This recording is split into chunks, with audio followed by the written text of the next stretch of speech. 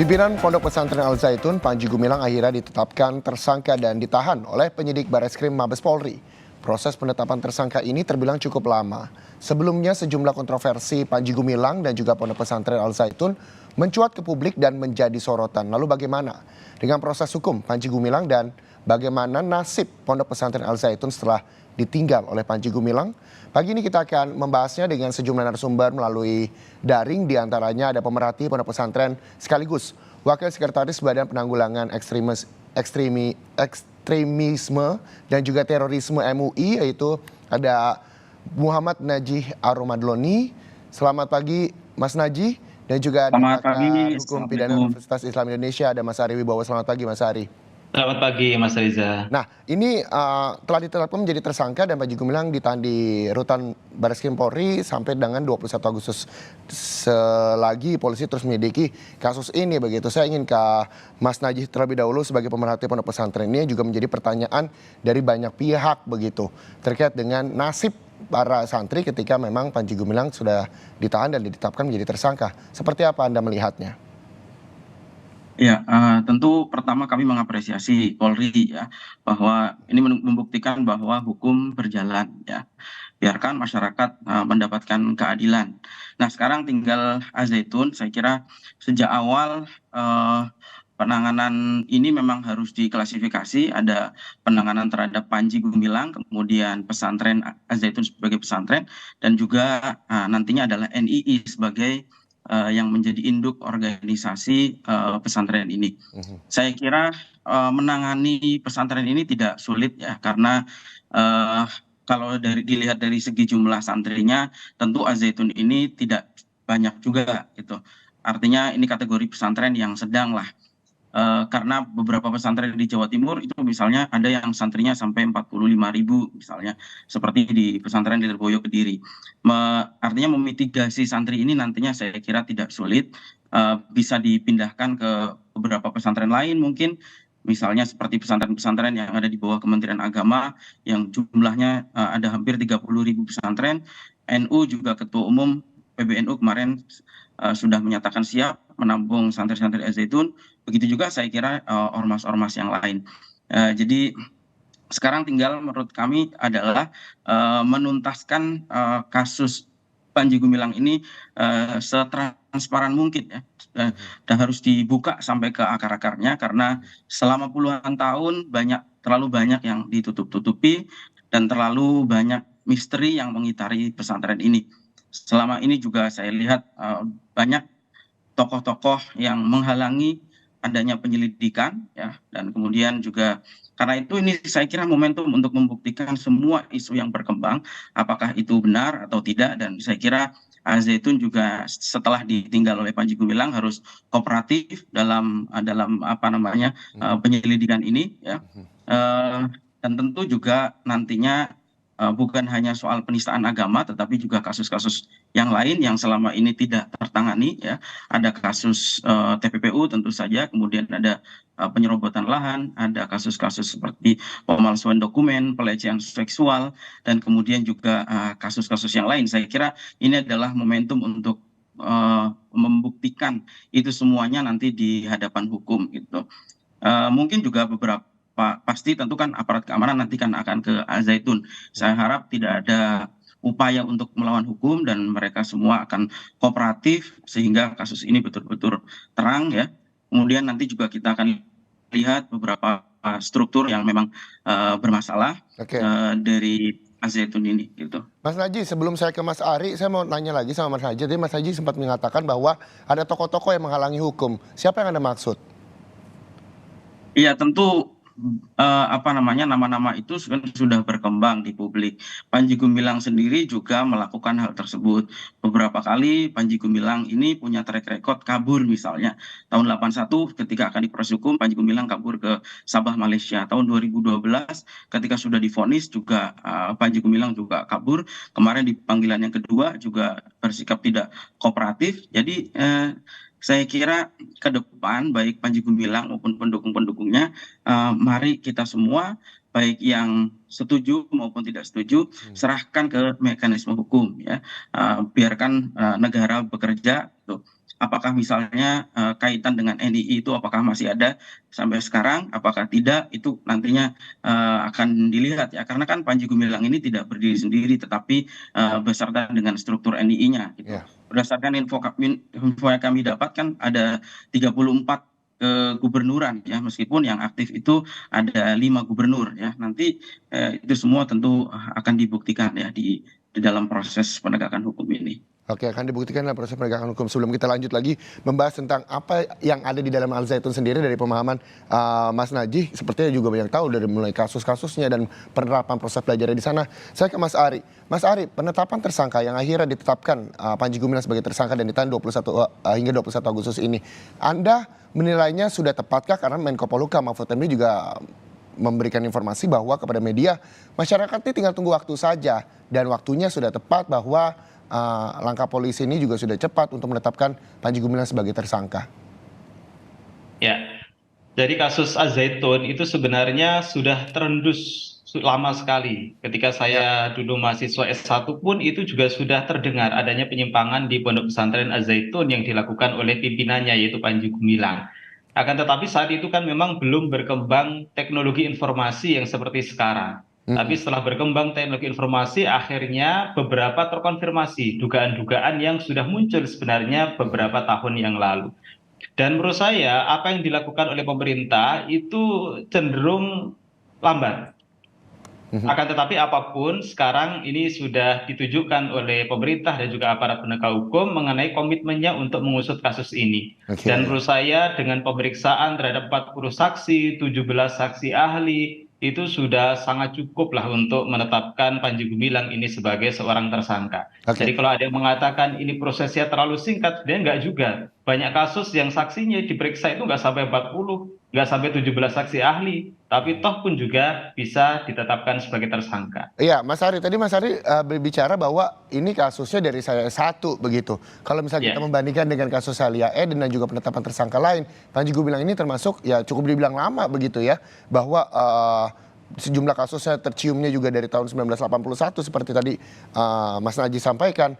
Apa yang membuat ini terlalu lama? Terlepas tadi Mas Ari menyampaikan bahwa ini sudah ada 40 saksi, 17 saksi ahli dihadirkan untuk pemeriksaan tersangka Panji Gumilang.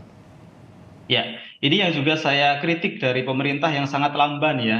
Kenapa saya katakan sangat lamban? Karena kalau kita lihat kasus-kasus penistaan agama atau penodaan agama yang lain, itu begitu cepat ditangani. Tapi untuk Al-Zaitun ini sangat lambat. Dan harus menunggu bagaimana reaksi publik terhadap apa yang terjadi di Al-Zaitun. Sehingga akhirnya juga diproses oleh pemerintah dan juga aparat penegak hukum. Jadi kalau menurut saya ini ya, kalau nggak ada dorongan publik, saya kira juga akan sama kasusnya seperti yang dulu ya, tidak kunjung diproses. Oke, setelah diproses apa yang Anda lihat dari kasus penistaan agama dan juga ujaran kebencian ini dari pemeriksaan yang nantinya juga hari ini dilakukan oleh polisi? Ya, kalau saya lihat dari video-video yang beredar, ini sudah sangat kuat dugaan bahwa Panji Gumilang ini melakukan tindak pidana penodaan terhadap agama, sebagaimana yang diatur dalam pasal 156A KUHP. Yang pasal 156A ini sebenarnya adalah pasal yang baru yang dulu tidak ada di WVSNI. Karena ini merupakan satu delik yang ditujukan terhadap agama. Jadi agama inilah yang menjadi objek untuk dilindungi. Makanya disebut sebagai penodaan terhadap suatu agama. Beda dengan pasal 156 yang dilindungi adalah penganut agama. Tetapi kalau pasal 156A yang dilindungi adalah agama. Sehingga di sini yang perlu kita lihat adalah pernyataan-pernyataan Panji Gumilang ini apakah punya unsur penodaan atau penghinaan terhadap agama atau tidak. Beberapa pernyataan misalnya yang disampaikan oleh Panji Gumilang. Kalau Allah berbahasa Arab, susah nanti ketemu dengan orang Indramayu. Nggak ngerti, Gusti Allah nggak ngerti artinya. Itu kan merupakan salah satu bentuk penghinaan. Di dalam Islam, Allah itu Al-Alim, maha mengetahui. Tetapi dia mengatakan Allah nanti nggak ngerti bahasa Sunda. Dan penghinaan terhadap Tuhan ini dikenal sebagai blasfemi. Memang di dalam hukum Indonesia tidak secara eksplisit dilarang adanya penghinaan terhadap Tuhan. Akan tetapi ini masuk ke dalam kategori penghinaan terhadap agama. Karena Tuhan dengan agama ini merupakan suatu kesatuan. Tidak ada agama di dunia ini yang tidak ada Tuhan, pasti ada yang dikultuskan. Oke. Oleh karenanya maka menurut saya ini sudah sangat kuat ya bahwa Panji Gumilang ini melakukan penodaan terhadap agama. Oke, yang juga menjadi pertanyaan publik dan juga para orang tua para santri adalah bagaimana dengan nasib para alumni, nasib para santri yang memang saat ini juga masih mengemban pendidikan dari pimpinan Pondok Pesantren Al Zaitun yaitu Panji Gumilang. Tapi nanti kita akan tanya ke pemerhati Pondok Pesantren. Usai jeda, saudara tetaplah bersama kami di Sapa Indonesia Pagi. Masih di Sapa Indonesia Pagi, saudara, kita masih bergabung bersama sejumlah narasumber yaitu pemerhati Pondok Pesantren sekaligus Wakil Sekretaris Badan Penanggulangan Ekstremisme dan juga Terorisme MUI, Mas Naji, dan juga pakar hukum pidana Universitas Islam Indonesia, Mas Ari. Mas Naji, saya ingin ke Mas Naji. Ini kan ada sejumlah alumni dan juga santri yang masih mengenyam pendidikan di Ponpes Al Zaitun. Lalu bagaimana dengan doktrin-doktrin yang selama ini didapati oleh mereka pada saat pimpinan Pondok Pesantren Panji Gumilang masih berada di sana? Apa yang memang bisa dilakukan supaya ini tuh tidak bisa terus turun-penurun didapati oleh para santri di sana? Iya, pertama tentu pesantren ini harus segera ditangani oleh pemerintah ya, sebagaimana saran maupun aspirasi dari masyarakat agar supaya pesantren ini bisa diambil alih oleh pemerintah, baik itu melalui Kementerian Agama atau Kemenko PMK, dan secara legalitas itu sangat mungkin karena selama ini toh banyak sekolah-sekolah swasta yang dinegrikan begitu. Nah, kemudian jadi ini untuk menyelamatkan santri Al Zaitun ke depan ya. Lalu bagaimana dengan yang sudah terlanjur? Nah, yang sudah terlanjur ini mestinya harus dibina ya. Yang membina bisa negara karena Kementerian Agama ini punya puluhan ribu penyuluh agama di daerah-daerah yang tersebar di seluruh Indonesia. Kemudian juga ormas-ormas saya kira juga bisa membantu, dan saya kira itu sangat mungkin karena jumlahnya sangat banyak. Tentu nantinya harus dilihat ya. Mungkin bisa kami misalnya bentuk pembinaan itu dengan menerbitkan buku misalnya gitu ya, terkait dengan penyimpangan-penyimpangan yang selama ini ada di Al Zaitun. Karena gini Mas Reza, karena pesantren itu kan filosofinya pendidikan 24 jam ya, di mana dari mulai bangun tidur sampai tidur lagi itu harus mengandung nilai edukasi. Memang benar bahwa Al Zaitun itu menggunakan kurikulum Kementerian Agama dan beberapa buku dari pesantren Gontor, tetapi itu kan bisa dilihat, bisa diukur ya, dari jam 8 misalnya sampai jam 12 selama 4 jam. Nah, yang 20 jamnya ini kan kita tidak tahu apa yang didoktrinkan kepada para santri Al Zaitun selama ini. Nah, itu saya kira nantinya harus diluruskan karena selama ini kan ada pengarahan rutin juga dari Panji Gumilang sebagai pemimpin yang absolut di Al Zaitun, yang ucapan-ucapannya dianggap sebagai doktrin kebenaran tunggal ya, sehingga nantinya misalnya ideologi-ideologi yang menyimpang itu baik yang membahayakan secara kenegaraan ya, misalnya kasus makar dan seterusnya, maupun yang berkaitan dengan penyimpangan agama tadi. Karena sebetulnya kan Panji ini kalau dibilang penanganannya cepat itu sangat tidak benar sama sekali, karena Panji ini menjadi anggota NII dan teman-teman Panji ini kan tokoh senior NII, usianya sudah 80 tahun lebih. Jadi teman-temannya dia sendiri dari tahun 60-an itu sudah banyak yang ditangkap pasca dilarangnya NII, tetapi Panji ini kan tidak pernah tersentuh oleh hukum meskipun anggota-anggotanya sudah banyak yang ditindak secara hukum ya.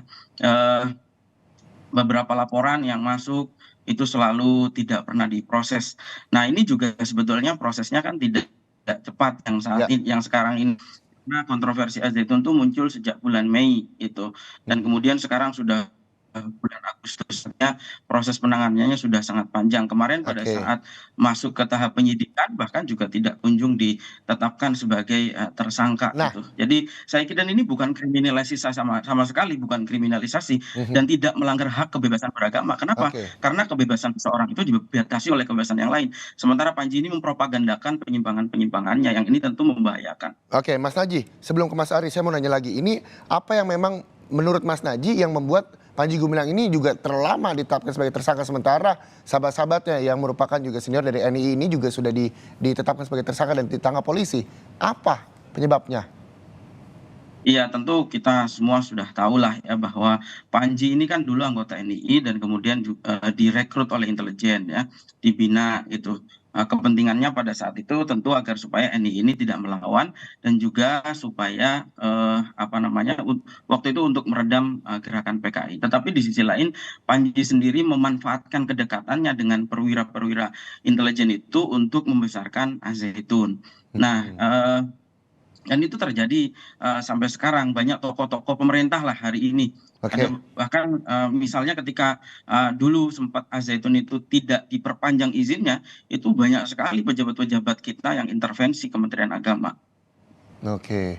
Itu yang menurut Anda mengapa akhirnya Panji Gumilang lama begitu sebagai tersangka ya? Nah, Betul, betul. untuk kasus penistaan, terkait dengan kasus penistaan ini kita ke Mas Ari lagi. Mas Ari, ini kasus penistaan, hukumannya maksimal 10 tahun. Apakah itu nanti juga akan diterapkan terhadap Panji Gumilang? Ya, kalau dilihat dari pemberitaan, pasal yang disangkakan oleh kepolisian itu ada 3, yaitu pasal 156A KUHP mengenai delik penodaan agama, kemudian pasal 45A ayat 2 junto pasal 28 ayat 2 Undang-Undang ITE, ini terkait dengan ujaran kebencian atau hate speech, dan pasal 14 ayat 1 Undang-Undang nomor 1 tahun 46 tentang peraturan hukum pidana, yang di dalamnya itu mengatur adanya suatu pemberitaan atau pemberitahuan bohong yang disengaja untuk menerbitkan keonaran di kalangan rakyat. Dari 3 ketentuan pasal itu yang sampai pidana maksimal 10 tahun itu adalah pasal 14 ayat 1 Undang-Undang nomor 1 tahun 1946. Sementara untuk yang lain, misalnya pasal 156A KUHP itu maksimal pidana penjara 5 tahun, kemudian yang Undang-Undang ITE itu pidana maksimalnya hanya sampai 6 tahun saja, jadi tidak sampai 10 tahun. Jadi hanya satu pasal yang disangkakan saja yang ancaman pidananya itu sampai 10 tahun. Cuma kalau menurut saya harus cermat juga untuk menerapkan Undang-Undang nomor 1 tahun 46 terkait dengan unsur adanya pemberitaan bohong. Kemudian ada unsur kesengajaan untuk menerbitkan keonaran. Sementara untuk yang Undang-Undang ITE ini juga harus hati-hati penerapannya karena harus dibuktikan bahwa adanya pernyataan Panji Gumilang ini yang mengandung provokasi untuk membenci atau memusuhi individu ataupun kelompok yang didasarkan pada SARA. Jadi menurut saya yang sangat kuat itu adalah pelanggaran pasal 156A KUHP terkait dengan penodaan agama. Oke, nah selain dengan kasus dugaan penistaan agama dan juga ujaran kebencian, Panji Gumilang juga saat ini sedang dalam penyelidikan terkait dengan tindak pidana pencucian uang. Anda melihatnya seperti apa? Ya, terkait dengan pencucian uang, ini kan dugaannya karena adanya laporan analisis dan laporan hasil pemeriksaan dari PPATK. Ya. Sehingga ditindaklanjuti oleh kepolisian. Karena ada beberapa transaksi yang mencurigakan, kemudian rekening yang jumlahnya dikabarkan bahkan sampai ratusan ya atas nama Panji Gumilang, ini diduga di sana ada unsur pencucian uang. Sehingga kalau ini memang terbukti ada pencucian uang, tentunya yang terlibat bukan hanya Panji Gumilang, karena Al-Zaitun ini kan di bawah yayasan. Sehingga nanti yang terlibat di sana kemungkinan itu bukan hanya seorang saja, tapi juga pengurus yayasan yang bersangkutan. Nah, Tapi kita tunggu saja hasil pemeriksaan dari kepolisian terkait dengan hal ini. kemungkinan-kemungkinan itu bisa juga terjadi seperti Mas Ari katakan. Apakah ini juga memungkinkan jika memang para alumni misalnya atau para santri yang memang terdapat aliran dana nantinya dari Panji Gumilang terkait dengan pemeriksaan TPPU ini juga akan tersangkut? Ya, kalau untuk santri, alumni, ya barangkali belum ada dugaan mengarah ke sana ya. Karena memang dalam TPPU ini ada 2 delik sebenarnya. Yang pertama adalah orang yang aktif menyamarkan harta yang diduga atau diketahui merupakan hasil kejahatan. Tapi ada juga yang pasif, dia hanya menerima. Tetapi dia menduga atau paling tidak dia patut mengetahui bahwa harta itu diperoleh dari kejahatan. Jadi kemungkinan yang melakukan ini adalah orang-orang yang ada di pengurusan yayasan ataupun di pondok pesantren Az-Zaitun itu. Jadi Oke. kemungkinan untuk santri dan alumni untuk sampai saat ini ya mungkin belum ada dugaan yang mengarah sampai ke sana. Oke, berarti kita tinggal menunggu aja proses yang akan dilakukan polisi begitu Mas Ari ya. Saya kembali ke Ya, Mas Naji. Mas Naji, kita tahu bahwa Menko Polhukam Mahfud MD menyatakan bahwa nantinya beliau akan memanggil dan melakukan koordinasi terkait dengan pendidikan para santri di Al-Zaitun dengan Gubernur Jawa Barat, terus juga Kemenak, Kemendagri, Kemenkumham, dan ini juga akan segera dirapatkan untuk mengambil alih Al Zaitun.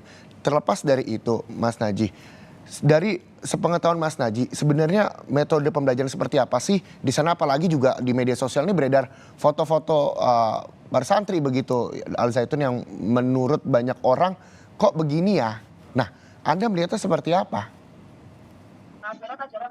Iya, tentu pembinaan ini memang harus melibatkan pemerintah daerah ya, karena eh, apa namanya, untuk sekolah sekarang ini kan terjadi otonomi sekolah ya. Kalau Mhm. untuk tingkat SMP sederajat itu kan apa namanya, di bawah pemerintah daerah kota atau kabupaten, sementara untuk tingkat SMA dan MA itu berada di tingkat pemerintah provinsi gitu.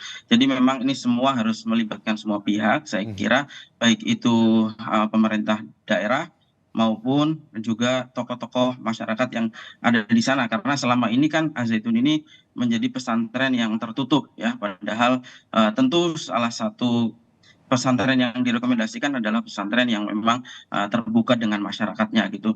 Nah, saya kira itu ya, memang setelah pasca penangkapan Panji ini tentu memang PR-nya adalah bagaimana segera membereskan Al Zaitun sehingga persoalan ini tidak berlarut-larut, karena persoalan ini kan sebetulnya sudah 30 tahun tidak tertangani ya, tidak tertangani dengan baik, dan tentu harus serius, tidak seperti yang dulu-dulu yang penanganannya hit and run. Jadi memang harus secara serius persoalan ini sampai tuntas, bahkan bukan hanya tentang Al Zaitun tapi juga harus dikupas bagaimana sampai ke NII, karena NII ini adalah organisasi induk teror yang ada di Indonesia, tetapi sampai hari ini masih belum dilarang, sehingga ini juga saya kira harus ditangani di Kemenko Polhukam bagaimana menetapkan NII ini sebagai DTT-OT. Gitu. Oke, nah terkait dengan foto-foto yang banyak beredar di media sosial terkait dengan banyaknya para santri terus kumandang azan di sana yang juga sempat diperdebatkan publik begitu. Iya, Anda menilainya seperti apa ini iya, pengajaran di sana? itu adalah bagian dari penyimpangan sebetulnya. Karena begini, Mas Riza, jadi Panji Gumilang ini selain dia ini NII, dia ini juga adalah pengikut ajaran Isa Bugis. Nah, gitu.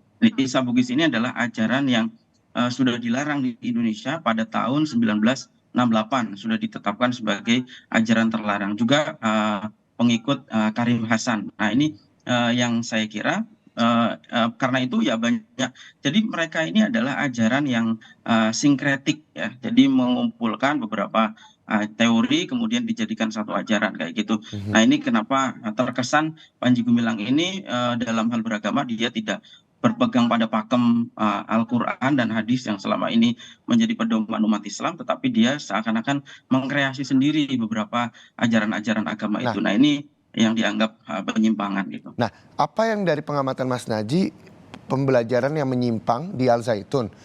Tapi satu sisi para orang tua ini sepertinya baik-baik saja, tidak ada yang salah. Apa Iya, yang karena memang banyak yang tidak tahu.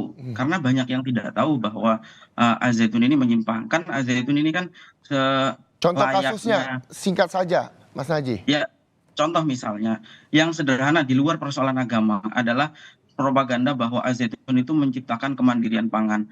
Padahal berdasarkan penuturan beberapa wali santri, anak-anak mereka di Al Zaitun itu kekurangan gizi. Gitu. Nah, ini contoh aja salah satu hal yang apa namanya, hal yang menyesatkan lah gitu. Wali santri awalnya mengira ini pondok yang sangat mewah, terbesar di Asia Tenggara, kemudian menciptakan kemandirian ekonomi dan seterusnya. Tetapi ternyata saya dialog dengan beberapa alumni yang ada di sana, misalnya mereka mengatakan hanya dikasih ikan blender misalnya. Ikan blender itu maksudnya sudah tidak ada dagingnya, tetapi hanya kuah-kuah itu sama nasi Oke. misalnya, sehingga para santri banyak mengalami kekurangan gizi. Saya kira itu salah satu yang apa namanya, mitos tentang Al Zaitun yang ternyata mitos kebesaran Al Zaitun yang ternyata tidak benar. Oke, mitos kebesaran Al Zaitun yang ternyata tidak benar menurut Mas Naji. Mas Ari, mendengar pernyataan dari Mas Naji, ini pesantren begitu tertutup hingga orang tua bahkan banyak tidak tahu informasi di sana. Ada sanksi hukumnya nggak sih Mas Naji ketika memang ada pelaporan tersebut? Ya, memang kenapa ini baru terendus di publik karena tertutupnya pesantren Az Zaitun itu. Nah, sekarang karena memang perkembangan teknologi informasi yang sedemikian rupa, maka begitu mudahnya suatu aktivitas tertentu akan menjadi viral. Nah, disinilah akhirnya mengemuka ke publik, maka akhirnya kemudian diproses secara cepat lah oleh aparat penegak hukum karena ini sudah menjadi konsen dari publik. Ya, jadi fokusnya memang ke pasal 156A ya terkait dengan penodaan agama yang sekarang ini sudah banyak terkonfirmasi dari pernyataan-pernyataan Panji Gumilang yang masuk ke publik. Kemudian untuk TPPU ini juga nanti kan harus ada predicate crime-nya, harus ada predicate offense-nya, harus ada tindak pidana yang mendahului. Jadi tidak serta-merta kemudian bisa terjadi TPPU. Karena Oke. TPPU itu kan penyamaran dari harta yang diduga atau diketahui merupakan hasil dari tindak pidana atau kejahatan. Jadi kejahatannya apa, itu kan nanti harus juga jelas, baru kemudian sekalipun ya predikat crime-nya ini tidak harus dibuktikan terlebih dahulu. Oke, dari pemeriksaan terakhir ke Mas Ari, dari pemeriksaan Panji Gumilang yang masih berlangsung hingga kini di Barreskrim, ke depan nantinya apa yang nanti pasal apa yang memang bisa disangkakan oleh Panji Gumilang dan berapa masa tahanannya menurut pandangan Anda, Mas Ari? Ya, kalau tadi saya cermati ya dari video-video yang beredar itu yang kuat adalah pasal 156A yang ancaman pidananya itu maksimal pidana penjara 5 tahun. Nah, ini kan kasusnya sudah diproses dulu. Tapi nanti kalau memang ada dugaan kuat, sudah sampai mengarah kepada adanya sangkaan melakukan TPPU, maka perkaranya bisa di-split. Jadi perkara yang satu itu ada perkara penodaan agama, kemudian yang satunya itu perkara TPPU. Ini teknik yang sudah biasa digunakan ya terkait dengan splitting. Kalau memang beberapa tindak pidana yang dilakukan oleh seseorang. Oke, Mas Haji terakhir, pesan apa yang bisa Mas Haji sampaikan kepada para orang tua santri yang ada di Al Zaitun dan juga mungkin para alumni yang sudah mendapatkan doktrin dari pimpinan Pondok Pesantren Al Zaitun Panji Gumilang? Apa yang bisa Anda sampaikan? Ya, mungkin karena ini kasus ini mungkin awalnya belum banyak yang tahu. Jadi saya kira para santri, wali santri dan kemudian alumni bisa mendiskusikan dengan persoalan yang saat ini ada itu dengan tokoh-tokoh agama yang moderat begitu ya. Kemudian bisa menanyakan apakah itu nantinya bisa apakah itu misalnya dilakukan pembinaan tentu saja ya, kemudian juga mengevaluasi bagi para calon wali santri agar supaya tidak lagi memesantrenkan anaknya ke Al Zaitun. Masih banyak pilihan, saya kira ada puluhan ribu pesantren yang ada di Indonesia ini sehingga tidak lagi ada yang menjadi korban ya dari Al Zaitun ini. Baik, terima kasih sekali lagi Mas Naji dan juga Mas Ari Wibowo atas waktunya bersama Sapa Indonesia Pagi. Kita berharap bahwa langkah pemerintah untuk mengambil alih Al Zaitun yang segera akan dikoordinasikan baik dengan Gubernur Jawa Barat, terus juga Kemenak, Kemendagri, Kemenkumham bisa berjalan dengan lancar dan pemeriksaan Panji Gumilang juga bisa disaksikan oleh masyarakat melalui media, televisi khususnya. Ini juga bisa secara terbuka dan juga secara profesional dilakukan oleh pihak kepolisian. Terima kasih sekali lagi para narasumber kami yang telah hadir di Sapa Indonesia Pagi hari ini.